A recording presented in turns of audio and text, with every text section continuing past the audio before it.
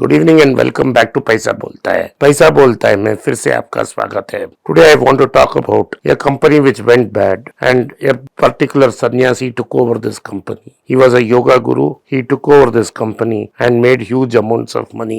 And whether this was done legally or illegally, we do not know. There was no proper investigation, but definitely it was morally totally incorrect. But when will it be investigated? We do not know. But a lot of retail investors lost a lot of money in the stock. So this is for educational purpose only. This is not for you to buy that stock. This is for you to avoid these kind of trades in the future. In 1963, in Jabalpur, Madhya Pradesh, an agri university started trials on soya bean production. So large areas of Madhya Pradesh started making soya bean. Soya bean was basically creating cooking oil, was used as a for creating cooking oil. So in 1972, Mr. Dinesh Sahara started a company called Ruchi Soya. Ruchi in Hindi is taste. Soya is soya bean. So it says tasty soya bean. And this was into soya bean processing and cooking oil. This was called Ruchi Gold and Malakosh.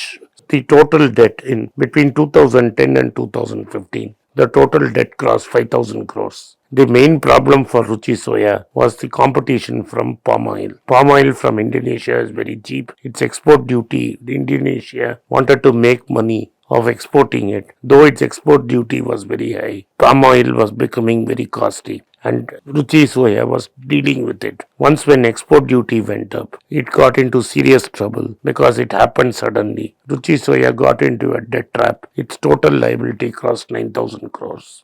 Adani Wilmar, an Adani company, which is a trader of cooking oil, wanted to acquire this company for 5,500 crores. Section 29A said that a promoter's relative has committed fraud, therefore he cannot bid. Using this technicality, the only other bidder in 2019 was Patanjali, led by a yoga Baba. The Baba was very close to the government. He acquired it for 4,350 crores. In that 4,350 crores, he could organize only 1,100 crores. The rest of the 3,250 crores that had to be paid by the banks came from the banks itself. The banks simply whitewashed the loan, debited the account of Patanjali and credited the account of Ruchi Soya. So the banks which gave the loans extended credit to the new buyer to help him buy it. This is morally incorrect. That is, if I have bad debt, another person will come and buy me. And to buy my asset, the same bank gives a bad debt. The companies banks that were involved were State Bank of India, Punjab National Bank, and Bank of Baroda. All these are nationalized banks. And these are the banks that have lent money to Ruchi Soya. In 2019, Ruchi Soya was trading at 3 rupees 50 paisa. This was delisted. As a part of a settlement approved by the NCLT, existing shareholders lost 95% of their value. Basically, if I had 100 shares, my share had almost come down to 1%.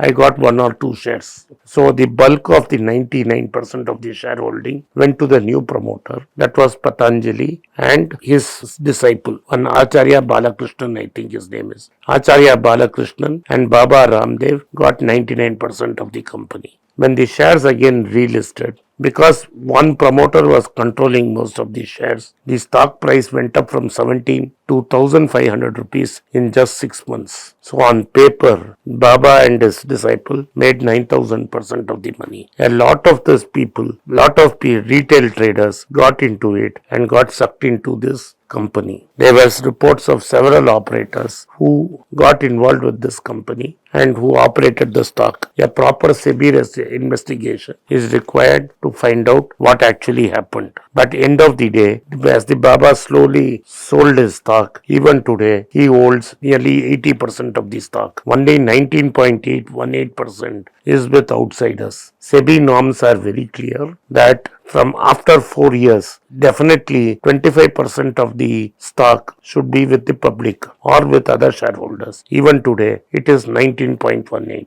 Why did SEBI give this exemption to this company? Why did not SEBI investigate the matter? We do not know. So, a lot of retail investors have lost money. From 1500, Baba started selling his stocks, and today it has reached 1039. And the high and low of the stock is 1495 to 852. Whenever the stock comes down too low, Baba will stop selling. When it goes up above a point, he will divest his stake. So he has made his money fully. The company has no result shown because the loans have disappeared. The company has a net profit of 349 crores for this quarter. Revenue from operations is 7,873 crores. The market cap of this company is 38,000 crores. If I own 80% of this company, on paper, I am worth at least 29 to 30,000 crores. So, Ramdev sir bought this stock in September 2019. He put 1,000 crores of his money and took 3,000 crores loan from the bank. That 1,000 crores which he has put has become 30,000 crores. This requires some investigation. Why was this not done? We do not know. Whether it is legal, we do not know. But definitely it is not morally correct. We have to find out.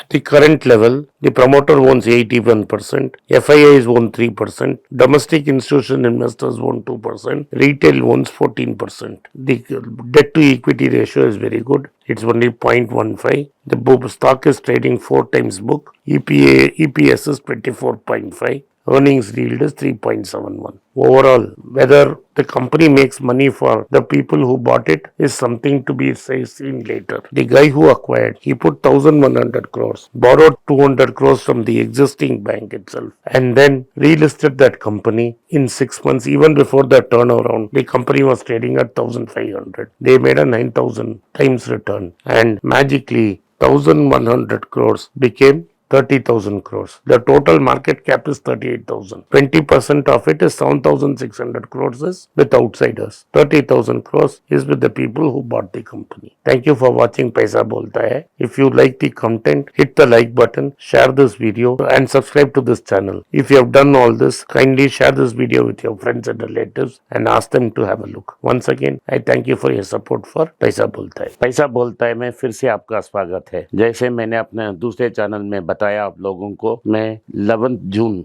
रविवार Kuala Lumpur Malaysia में रहूंगा। उधर Sheraton imperial hotel में मैंने एक मुलाकात arrange की है। उधर शाम 4 बजे से लेके 7 बजे तक मीटिंग रखा है। जो भी उधर आप मुझे मिलना चाहते हैं उधर आप आ सकते हैं। ये लिंक नीचे दबाने से एक व्हाट्सएप नंबर और ईमेल आईडी मिलेगा जहां आप हमारा टीम से संपर्क कर सकते हैं और डिटेल्स आपको देंगे। ये पिल सिटी मॉल के पास है, जलान सुल्तान इस्माइल एरिया में है, कोलालमपुर मोनो रेलवे स्टेशन इसके पास है। धन्यवाद, नमस्कार, जय हिंद।